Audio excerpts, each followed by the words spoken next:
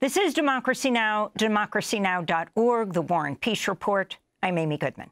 We turn now to Venezuela, where tensions rising over the contested results of the presidential election that took place just over a week ago. The incumbent president, Nicolas Maduro, who was declared the winner by Venezuela's National Electoral Council, has vowed to pulverize the U.S.-backed opposition, which has released thousands of vote tally sheets to back its claims that opposition candidate Edmundo Gonzalez received more than twice as many votes as Maduro.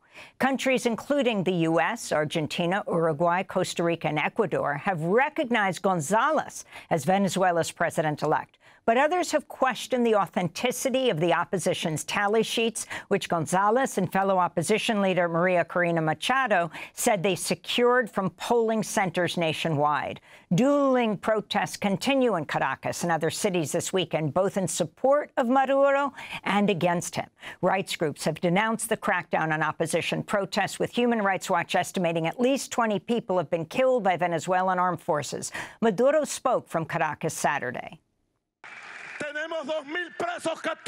We have 2,000 prisoners captured. From there, they go to Tucuran and Tequito prisons. Maximum punishment, justice. This time, there will be no forgiveness. This time, there will be Tucuran prison.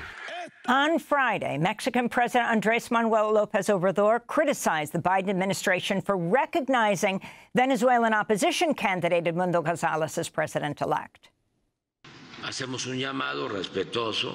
We make a respectful appeal to all governments to ensure that there is no interventionism. No government is authorized. It is not legal. It is not legitimate to issue a ruling giving victory or loss to a candidate from another country. What is that? There is no world government. This all comes as the UN Refugee Agency estimates more than 7.7 million people have been forced to leave Venezuela since 2014, as sanctions imposed by the United States and European Union have devastated Venezuela's economy. For more, we're joined by two guests. In Caracas, Edgardo Lander is with us. He is a sociologist, where he is part of the Citizens Platform in Defense of the Constitution, part of a Latin American network of activists and academics called Eco-Social and Intercultural Pact of the South. And in Albany, New York, we're joined by Nina Farnia, a legal historian at Albany Law School. She's the co-founder of the International People's Tribunal on U.S. Imperialism and Sanctions. She just returned from Caracas, where she volunteered with the National Lawyers Guild as an election observer. We welcome you both to Democracy Now! Let's begin in Caracas. Edgardo Lander, if you can explain what you think took place. Good morning, Amy. Thanks for the invitation and the opportunity to talk to you and your audience. There is no doubt that Maduro was overwhelmingly defeated by these elections. The electoral system in Venezuela, it's the technical part of the system, is probably one of the best in the world. There's hardly any possibility of interference with the results at the technical level. But there are many mechanisms incorporated into the system, including paper ballots that are printed and acts that are registered and signed by the witnesses at each voting booth that can be compared with the results presented by the totals of the Electoral Council. All the steps that secure the system, that are checks established in the system, were completely thrown out by the Electoral Council. They published a made-up data, so-called final results. They declared Maduro president before they had even finished counting. There were more than almost 3 million votes that hadn't been counted by the time they declared. And it is a fact that the witnesses at the voting booth have copies of what actually happened at each voting booth. And it's clear that this papers show that there was an overwhelming result. I directly know of several centers that had been radically Chavistas up to some short time ago, where the results were against the government. This is really representative of a tendency where even the most Chavista centers in the country voted against Maduro. So there's no doubt that Maduro lost these elections. Maduro has now decided to ask the Supreme Court to check the whole process again in order to figure out what's going on. So let's go to Nina Farnia. Edgardo, we're going to get comment from Nina Farnia, a legal historian at Albany Law School. You're just back from Venezuela. You were an observer with the National Lawyers Guild. If you can talk about what you saw and respond to Edgardo Lander. Well, thank you for having me on, Amy. What we witnessed by and large was a free and fair election process, which explains why former President Jimmy Carter once called this system the best electoral system in the world. We were part of a large international delegation of election monitors that included members of the African Union and the Latin American election experts, and we were quarantined with the rest of our delegation in a hotel that was separate from all the political activities. We attended days of trainings about the Venezuelan electoral system, about the laws that protect it, and then we were taken, prior to the elections, we were taken to polling stations around the country where we saw the touchscreen voting machines, we saw the ballot boxes for the paper ballots. We met the directors of each voting center. On the day of the election, our NLG delegation had the privilege of interviewing voters as they were going in and out of the voting room.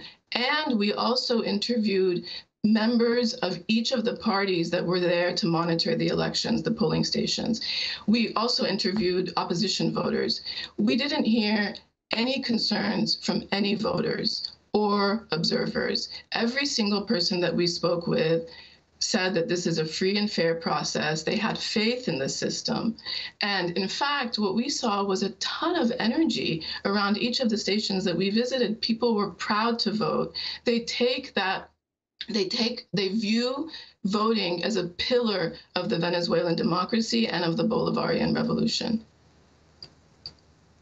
And your sense of what had happened before, the polls showed that Gonzalez had won or was going to win by a landslide. Ultimately, what the Electoral Council announced was that, and of course we all know that polls can be very wrong, was that Maduro had won by 51%. Nina. Yes, so exit polling is illegal in Venezuela because it has the effect of altering votes. And also a lot of the polling results that were used in the U.S. media, the polling predictions that were used in the U.S. media were discredited by Venezuela Analysis, a trusted news source in Venezuela that has also been critical of the Maduro government. We actually are very concerned by the claim that Gonzalez has won. Gonzalez was a diplomat a Venezuelan diplomat in El Salvador during the Salvadoran death squads. He was #2 stationed there.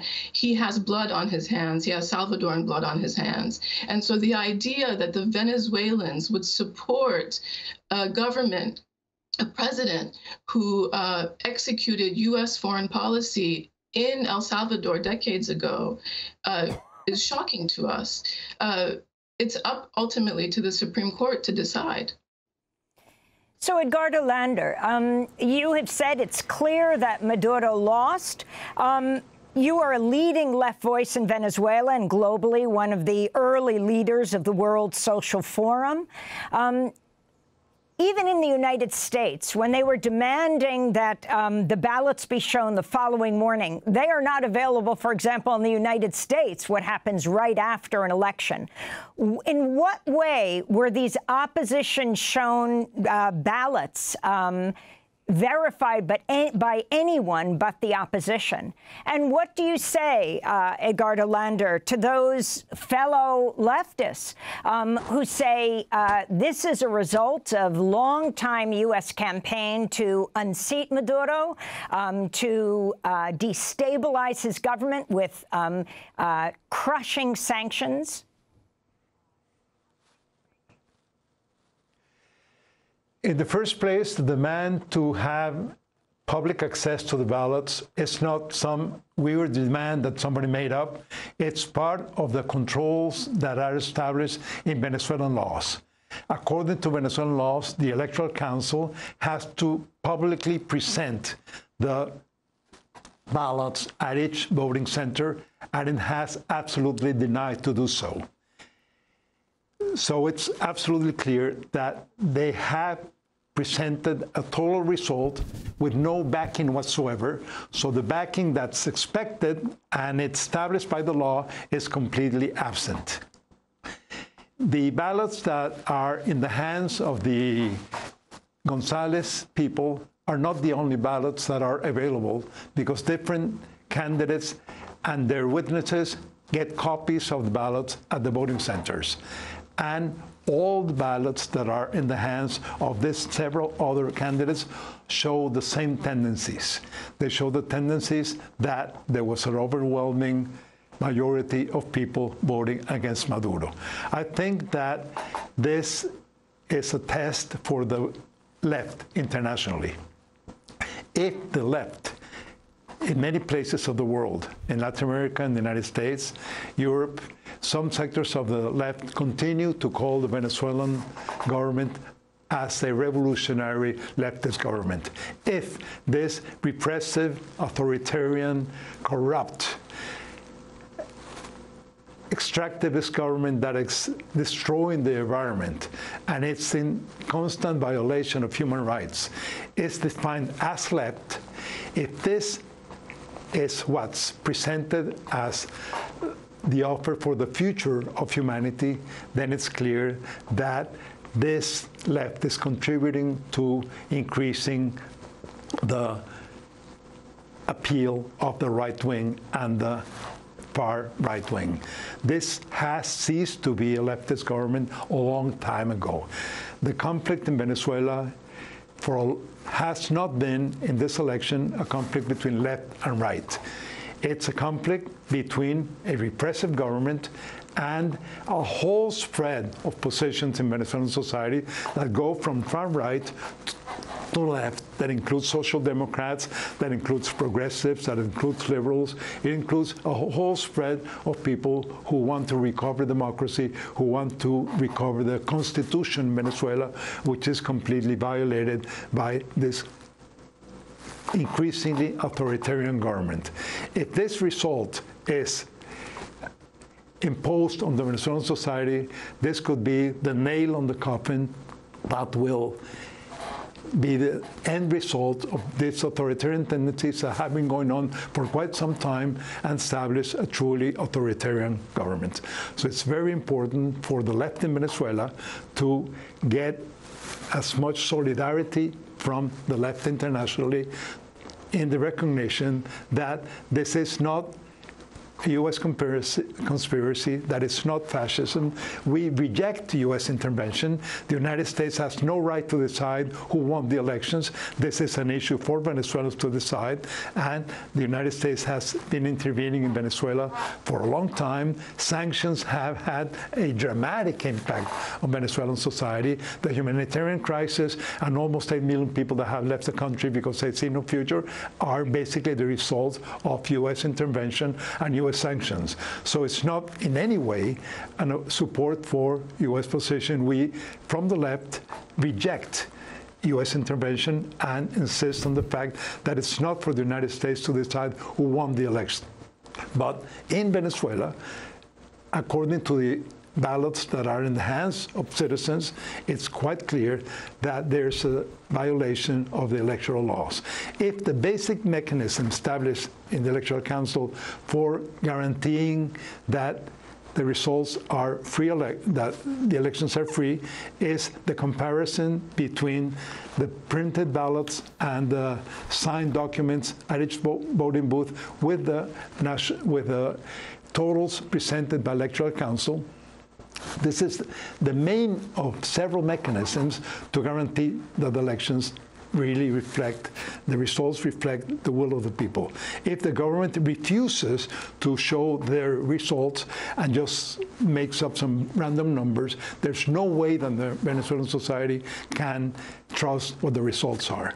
It's obvious that the government denies the possibility of doing what the law requires it to do, which is to present each voting booth result. Nina Farnia, If he refuses to do so, it's very clear. We gave Edgardo Lander the first word. We give you the last. First of all, I want to correct Professor Lander. The Venezuelan government, according to the laws that we learned about while we were there, has 30 days to release the tallies from the day of the election. We're not even at 10 days yet. Second of all, it's not up to the international left to decide who the president of Venezuela is. It's up to the Venezuelan people. And it's difficult for me to trust somebody who is known to have met with the widely discredited figure Juan Guaido about what the Venezuelan left should or shouldn't do, or whether or not the Maduro government is a leftist government. The Venezuelan people, it looks like, based on our perceptions of the process, of the election process, chose President Maduro. But to the extent that there's disagreement about what actually happened, the Supreme Court should be allowed to decide. Not Secretary of State Blinken, who came out last week saying Venezuela needs to transition away from socialism, or anybody else. It's up to the Venezuelan people. Venezuela has been subject to hybrid warfare, which includes election tampering, severe sanctions, targeted assassinations. Just this morning, a Democratic official was assassinated. The Venezuelan people have the right to challenge U.S. interference and U.S. imperialism, and they get to decide who their president is, not the international left, not Secretary of State Blinken, no one else.